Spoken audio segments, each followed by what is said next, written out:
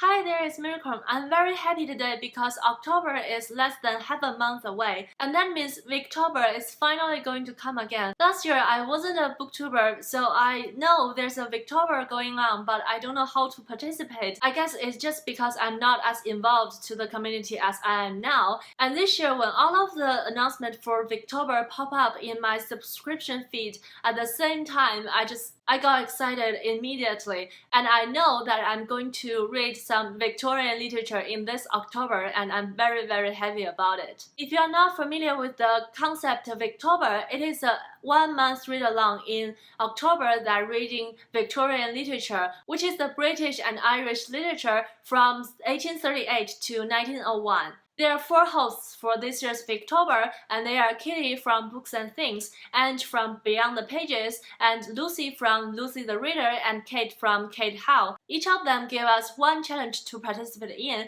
and there are also a general challenge you can take part in. The first challenge came from Kitty from Books and Things, and her challenge is to read Victorian literature from Scottish, Welsh or Irish author, because often when we say Victorian literature we read a lot of books from English authors and not many from other parts of UK in Victorian period. So I'm very happy that Kitty gave us this challenge, and I found that one of my beloved author, Sir Arthur Conan Doyle, is Scottish. I think I don't need to introduce Sherlock Holmes in this video. I want to reread Sherlock Holmes books this year, and I already finished The Study of Scarlet in August, so I think any of other Sherlock Holmes books will do for this challenge. And Ange gave us a challenge to read a lesser-known author in Victorian period, and I am going to go with her first recommendation. It is East Lynne by Miss Henry Wood. I don't know much about this book because it is a not well-known Victorian author. Ange described it as a classic with some mystery elements in it,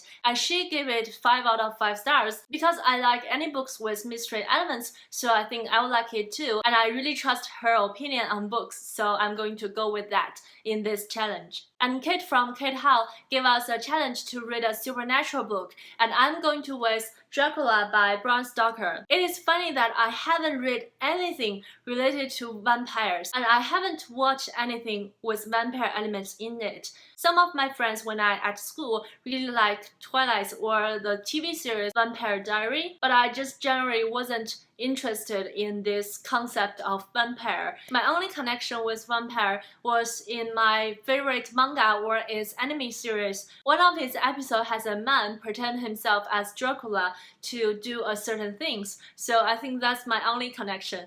However, I think I need to learn more about vampire now, and why don't I start with a classic one? And I happen to got this book in physical copy, so I'm going to read this one for this challenge. Oh, and the author Bram Stoker is an Irish author, so it is also fit for the first challenge. And Lucy from Lucy the Reader has a challenge to read a book that recommended to you by others, and I am going to reread Jane Eyre by Charlotte Bronte. Jane Eyre was recommended by my mom to me when I was really little, and this is her favorite book. After I read it, I remember it is also one of my favorites when I was a little girl. And I think I only picked up the romance elements in this story. And also there's an interesting about the name of the book, Jane Eyre. If you translate it by pronunciation into Chinese, the last name Eyre means love.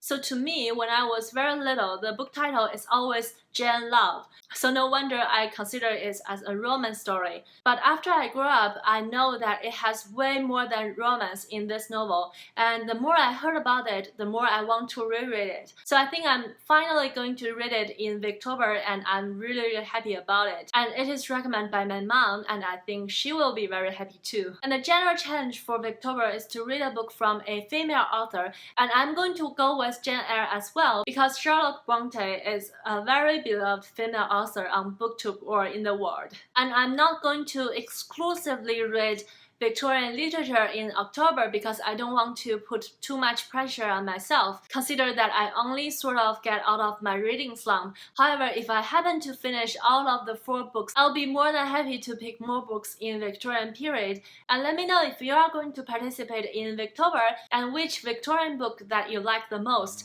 And until next time, happy reading! Bye!